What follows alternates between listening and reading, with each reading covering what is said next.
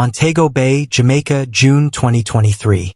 The sun hung like a gold medallion in the Caribbean sky as Marcus and Alicia Bennett rolled their suitcases through Sangster International Airport. It was the first vacation they'd taken in nearly 2 years, a much-needed escape from the pressures of daily life in Kingston, where Marcus ran a popular seafood restaurant and Alicia worked as a secondary school administrator. Their lives were comfortable but predictable. The spark that once defined their marriage had dulled into routine. But this trip was supposed to change that. A fresh start. An attempt to rediscover each other. Joining them on this supposed marriage reboot was Marcus's younger brother, Dwayne Bennett, charismatic, athletic, and only 26. Dwayne was the kind of man who turned heads wherever he went. Unlike Marcus, who had traded his carefree days for a mortgage, staff schedules, and marital responsibilities, Dwayne still lived like a bachelor. He bounced between jobs, part-time DJ gigs, fitness coaching, and some vague real estate hustle, but he had one thing that made him irresistible: freedom. From the beginning, Alicia wasn't entirely on board with Dwayne tagging along. She had pictured long walks with Marcus on the beach, quiet conversations under the stars, maybe even a rekindling of their physical intimacy. But Marcus insisted. "Come on, babe," he had said weeks earlier. "You know how close me and Dwayne are. He needs this break too. It's been rough for him since Mama died." Alicia reluctantly agreed. After all, she loved Dwayne like a younger brother.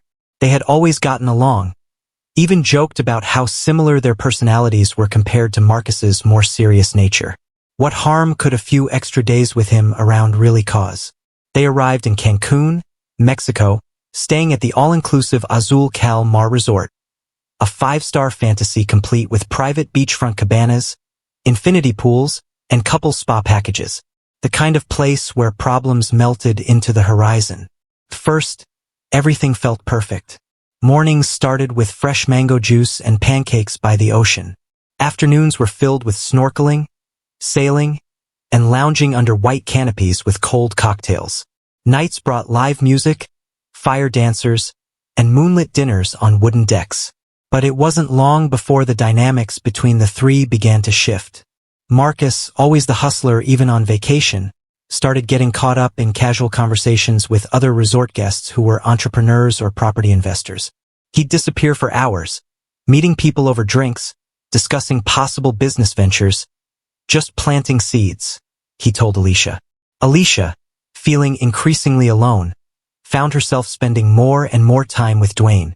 They explored local markets together, rode jet skis side by side, even snuck off for late-night tacos in town, while Marcus nursed beers with his new investment buddies. It was innocent at first, or so Alicia convinced herself. They laughed easily. They teased each other about their accents, their taste in music, their childhood stories. But beneath the laughter was a current, something electric, something dangerous.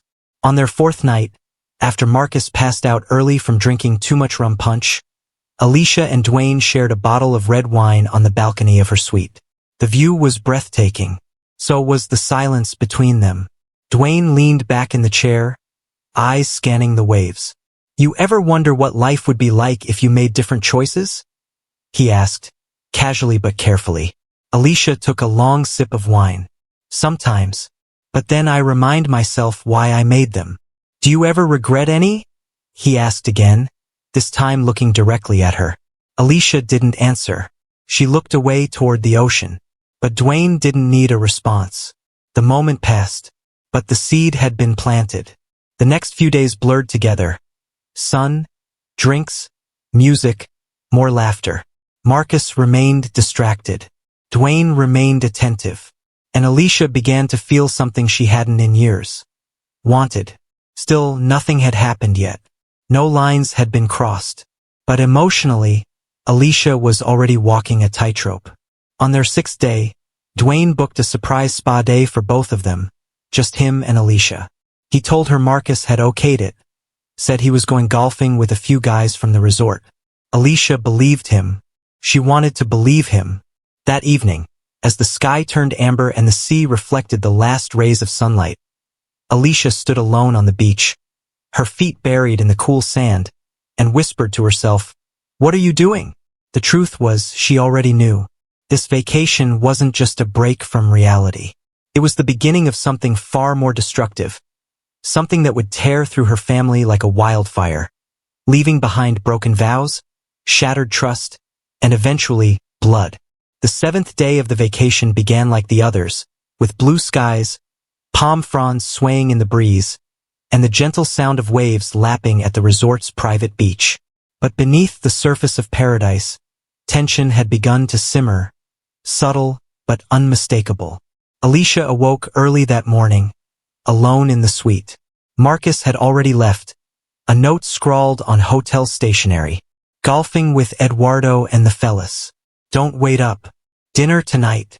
She stared at the note longer than she needed to. Eduardo was some entrepreneur Marcus had met at the poolside bar. Another connection. Another opportunity. Another escape from her. Meanwhile, Dwayne knocked gently on the adjoining suite door a few hours later, already dressed in beachwear and sunglasses, flashing his trademark grin. You ready to hit Playa del Sol? Thought we'd grab breakfast. Maybe jet ski later. Alicia hesitated for a moment. She knew the boundaries were getting thinner. But then she smiled, hiding the knot in her stomach. Sure, she replied. Why not? They took a cab into town and ended up at a quaint local cafe just off the tourist path. It was quiet, cozy. Dwayne ordered sweetbread and guava juice, while Alicia stuck with coffee and eggs. They talked about everything and nothing, childhood memories, high school regrets, Alicia's dreams of starting a wellness retreat for women, Dwayne's desire to get out of his brother's shadow. He always had it all, you know? Dwayne said, absently spinning his straw. The grades, the business, the woman. I was always the one they expected to fall short. Alicia frowned. That's not true. You're charming, smart. You've got potential, Dwayne. He looked at her. A slow, heavy gaze that lingered just a moment too long. You're the only one who says that to me. It was in that cafe, over syrup and sunlight, that the emotional bond between them solidified. It wasn't just about attraction anymore. It was validation, shared resentment, and a mutual craving for something more. That afternoon, they rented jet skis and spent an hour racing across the turquoise waters, laughing and splashing like two carefree teenagers. At one point, they stopped in a quiet cove, far from the resort's view, to rest on the floating platforms tied off to a buoy. Alicia reclined on her jet ski, letting the sun warm her skin. Dwayne floated nearby, staring at her. He said nothing, just looked. What? She asked, her voice playful. I shouldn't say this, he replied. Then don't, she said, not moving. He climbed onto her jet ski slowly, the machine rocking beneath them. His face was inches from hers. But I want to, he whispered, and then he kissed her. It wasn't planned. It wasn't soft. It was fire. And for a brief, dangerous moment, Alicia didn't resist. She kissed him back. When they finally pulled apart, breathless and stunned by their own betrayal, the air between them was thick with silence. I have to go, Alicia said, her voice trembling. She turned the jet ski sharply and sped back toward the shore. That evening, Marcus returned to the resort, sunburned and cheerful. He wrapped his arms around Alicia like nothing had changed. Tomorrow we do the sunset cruise, yeah? Just us. Alicia nodded mechanically.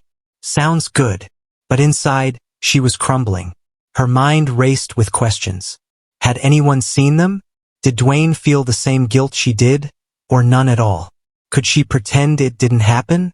Dwayne avoided her all night, but his eyes followed her across the restaurant where the three of them dined. It was torture. Every laugh felt forced. Every toast felt like a lie. And Marcus, oblivious and happy, leaned across the table and said, I'm really glad we did this trip. I feel like we're finding our rhythm again. Alicia smiled back with glassy eyes. She wanted to say something, to confess, to rewind time, but she said nothing. That night, Alicia lay in bed beside her husband, wide awake while he snored softly beside her. Her phone buzzed on the nightstand. Dwayne, I'm sorry. Couldn't help it. I can't stop thinking about you. She stared at the message, her thumb hovering over the keyboard. After a long pause, she replied, "Alicia, me neither. There are moments in life when people know, truly know, that they're about to make a choice they can never undo." Alicia Bennett reached that moment on the 9th day of their vacation. She stood at the edge of something dark and irreversible, and when she stepped forward, she didn't slip. She jumped. Marcus had another business brunch lined up that morning with a group of American investors. "Just 2 hours," he said, kissing Alicia on the cheek. "We'll do the spa afterward, I promise." Alicia smiled and nodded, though her heart was pounding. Dwayne had already texted her, "Meet me at Villa 214, 3 p.m. It's quiet. No guests in that wing right now." She stared at the message all morning. Her fingers trembled as she typed her reply, "I shouldn't," then deleted it. She said nothing more. It was hot that afternoon, the tropical humidity wrapping around her like guilt. She wore a loose white dress over her swimsuit. No makeup, just sunglasses and sandals. She told herself she was only going to talk. To tell Dwayne this had gone too far, that what happened on the jet ski was a mistake. But when she reached Villa 214, he was already waiting at the door. Shirtless, his skin glistening from a swim, wearing only swim trunks. His eyes met hers, hungry, familiar. "Alicia," he said, his voice low. "I didn't think you'd come." She didn't answer, just walked past him, into the cool air-conditioned villa that smelled faintly of cologne and sunscreen. The door closed behind them. At first, they just stood there in silence. Then everything happened at once. Hands, lips, skin. It was primal, frantic. All the guilt, tension, temptation, they surrendered to it. They didn't speak. There were no explanations. Just bodies, desire, need. When it was over, Alicia lay still, staring at the ceiling fan above the bed as it whirred slowly. "I love him," she said suddenly. "Marcus, he's your brother." Dwayne turned on his side to face her. "I know," he said, "and I don't care." She looked at him, stunned. "You don't mean that." "I've meant it since the day I saw you walk down the aisle," he said. "I just didn't say it out loud until now." Alicia sat up, grabbing her dress. This can't happen again. It was a mistake. But they both knew she was lying. Alicia returned to her suite just after sunset. Marcus was waiting for her, a fresh bottle of champagne chilling in a silver bucket. "Guess who just got invited to a potential partnership meeting next month?" he said excitedly. "The restaurant's going global, baby." She forced a smile. "That's amazing." He poured 2 glasses. "To the future." They clinked. She drank, and again said nothing. But the weight in her stomach didn't feel like guilt anymore. It felt like something else. That night, after Marcus fell asleep, she went into the bathroom and locked the door. She sat on the floor with the light off, phone in hand, heart racing. She opened her period tracking app. Her heart nearly stopped. She was late, 6 days late. Alicia had always been regular, like clockwork. But now, her fingers moved slowly over the screen as she typed a message to Dwayne. "Alicia, we need to talk. Alone. Tomorrow." A moment later, his reply came. "Dwayne, I'll be waiting." She placed the phone down on the tile floor, then curled into herself and began to cry. Because deep inside, she already knew. She was pregnant. And if it wasn't Marcus's, Alicia didn't sleep that night. Every time she closed her eyes, she saw 2 things. The curve of Dwayne's jawline as he whispered her name, and Marcus's peaceful, unsuspecting face as he slept beside her. The sun had barely risen when she slipped out of the room. She told Marcus she was going for a morning walk, just like she had every day since they'd arrived. But this morning was different. Her body felt different. Her guilt felt heavier. Her destination, the small pharmacy tucked between 2 souvenir shops in town, hidden, discreet. She spoke softly to the woman behind the counter, her voice trembling. The woman didn't ask questions. She handed Alicia a small white paper bag, no logo, no judgment. Inside, a pregnancy test. Back at the resort, Alicia locked herself in the women's spa restroom, heart pounding.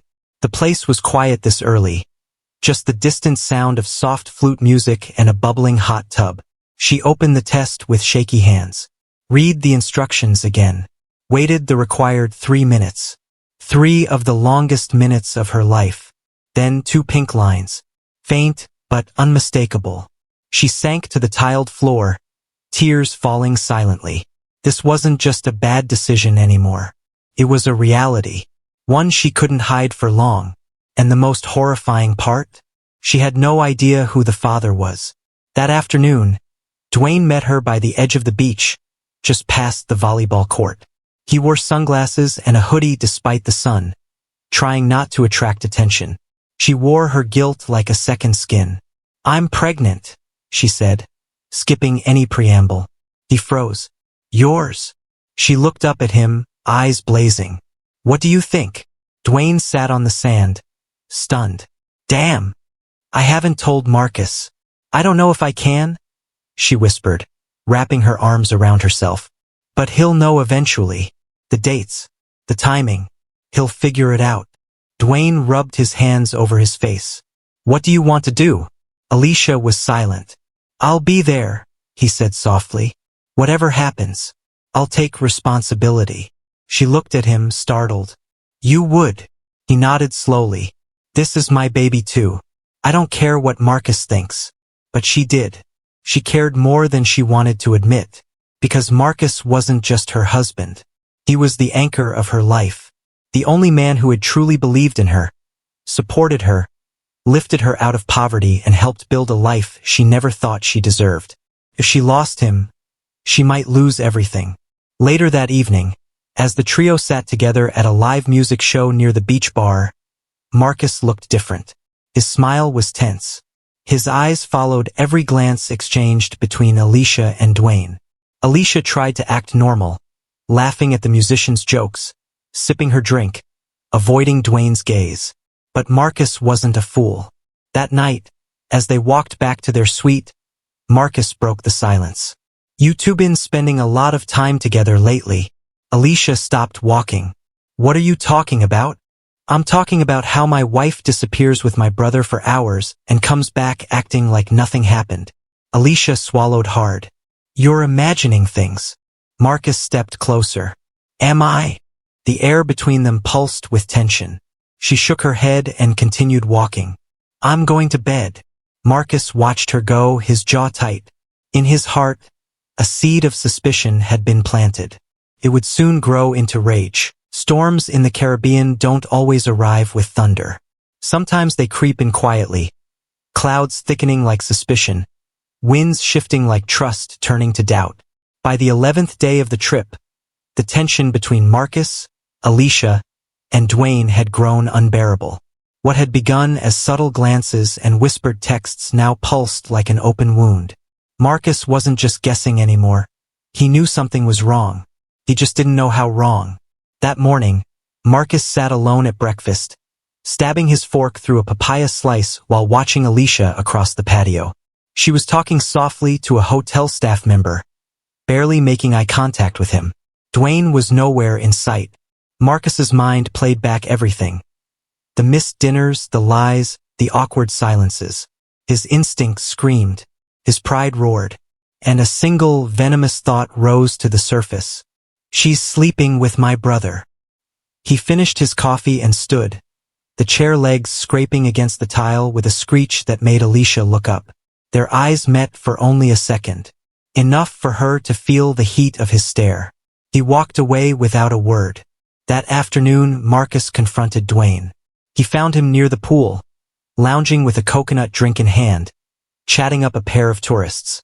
Marcus pulled him aside. "You and Alicia. Something going on." Dwayne laughed, too quickly. "What? Bro, are you serious?" "I'm dead serious." Dwayne's smile faded. "Why would you even ask that?" Marcus took a threatening step forward. "Because you've been acting like a damn shadow around her. Because she's different, cold, nervous. And I ain't blind." Dwayne held up his hands. "Chill, man. We're just hanging out. It's vacation. You're the one who's been MIA half the time." Marcus stepped back, lips tight. "I'm watching you." And then he turned and walked away. Dwayne exhaled sharply, but there was no relief in his breath. He knew the fuse had been lit. It was only a matter of time. That night, as the wind picked up and clouds rolled in over the moonlit resort, Alicia made a decision. She would tell Marcus the truth. She couldn't live like this, pregnant, lying, terrified. It was eating her from the inside out. She rehearsed the words over and over. She waited until they were back in their suite, alone. Marcus was on the balcony, nursing a beer, staring at the ocean as thunder rumbled in the distance. She stepped out beside him. "I need to talk to you." He didn't turn. "About what?" She swallowed hard. "About Dwayne." Now he turned. Slowly, his eyes locked on hers. "Go on." "I made a mistake," she whispered. "We both did." The silence was deafening. Not even the waves could soften it. Marcus's eyes filled with something terrifying. Not just betrayal, but devastation. "Tell me you're not saying what I think you're saying," he said, barely above a whisper. Alicia nodded slowly. "It happened once. I swear. I didn't mean for it to." Marcus slammed the beer bottle against the railing, shattering it. "Once?"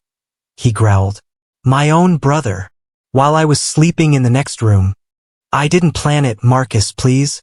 Are you pregnant?" Alicia froze. Marcus stepped forward, his voice now shaking. "Answer me." Tears streamed down her face. "I don't know. Maybe." His whole body tensed like a lion about to strike. Then he did something that chilled her to the bone. He laughed. A slow, bitter, hollow laugh. And then he whispered, "You're dead to me." He left the suite that night, barefoot and shirtless, disappearing into the downpour as it finally broke across the coast. Thunder roared through the sky. Lightning lit up the palm trees. Alicia collapsed on the floor in sobs. She didn't know where he had gone. She didn't know what he would do. And worst of all, she didn't know if she'd ever be safe again. Because Marcus wasn't just hurt. He was broken. And broken men break others. The storm had not stopped. It had raged through the night and into the next morning. Sheets of rain slashing through palm trees. The ocean turned violent, waves crashing angrily against the rocky shorelines. It felt as if the heavens themselves mirrored the turmoil boiling inside Marcus Bennett. He hadn't returned to the suite. He hadn't answered Alicia's frantic calls or texts. He hadn't told Dwayne what he knew. But he was somewhere on that resort. And something inside him had changed. Alicia woke with a pounding headache, her face still swollen from crying. She had locked the door, packed a bag, planned to check out and get on the earliest flight back to Jamaica. But part of her couldn't leave without knowing where Marcus had gone, or what he might do. She stepped into the hallway, raincoat wrapped tightly, phone clutched in hand. Dwayne met her outside the elevator. He looked shaken too, sleepless, anxious. "You told him?" he asked. She nodded slowly. His eyes widened. "What did he say?" Alicia's voice cracked. "He left. Said I was dead to him." Dwayne muttered a curse under his breath. "You think he'll come after us?" "I don't know," she whispered. But both of them knew the answer. Marcus wasn't the type to forgive. That afternoon, the sky darkened again as a new wave of thunder boomed across the coastline. Alicia returned to the room to grab her passport and check out early. But when she opened the door, Marcus was already inside. He was soaked, shirtless, a knife glinting on the table beside him. Alicia gasped. "Marcus!" He didn't speak at first, just stared. "I loved you," he said finally. "I gave you everything. I brought you from nothing, and you gave me betrayal in return. Please don't do this. We made a mistake," she pleaded. Marcus stepped closer, his voice eerily calm. "And now you're carrying his bastard?" Before Alicia could reply, a knock came at the door. "Dwayne." "Alicia?" his voice called. Marcus turned slowly, eyes blazing. Perfect timing. He opened the door. Dwayne stepped inside, immediately sensing the tension. His eyes flicked to the knife, to Alicia, to Marcus. "Marcus, don't do anything stupid." But Marcus lunged. What followed was chaos. Shouts, blood. a struggle between two brothers fueled by betrayal and years of unspoken resentment. The knife slashed across Dwayne's shoulder. Alicia screamed. Furniture crashed. Rain poured in through the balcony door as the wind howled like an omen. Then, one fatal moment, Marcus shoved Dwayne against the balcony railing. Alicia tried to pull him back. "Marcus, stop!" But it was too late. With one final push, Dwayne slipped over the edge, his body disappearing into the dark, stormy abyss below. The sound of him hitting the concrete several stories down was sickening. A silence followed, deafening. Marcus stared down, breathing heavily, chest heaving. Then he turned to Alicia, blood on his hands. "Now we're even." The hotel called the police minutes later after frantic guests reported screams and a body on the pool deck below. By the time authorities arrived, Marcus was calmly seated in the lobby, soaked, silent. Alicia was huddled near the entrance, still in shock. She couldn't feel her legs. She couldn't stop whispering, "He's dead. He's dead. He's dead." Marcus didn't resist. When they put him in handcuffs, he said just one thing, "Tell her to name the baby after me."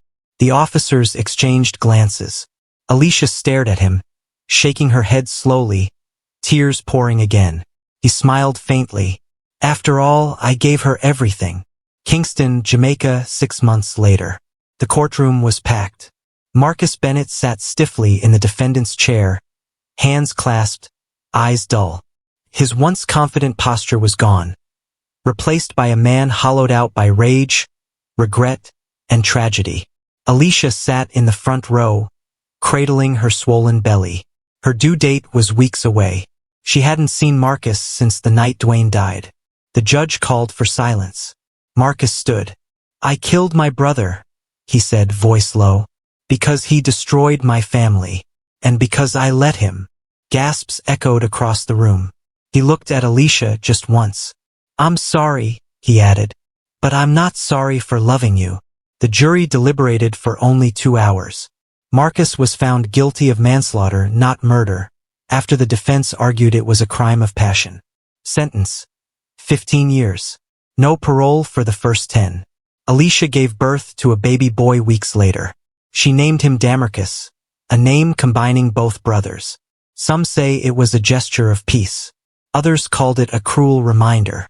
Either way, the tragedy never left her, because in paradise, she had lost everything.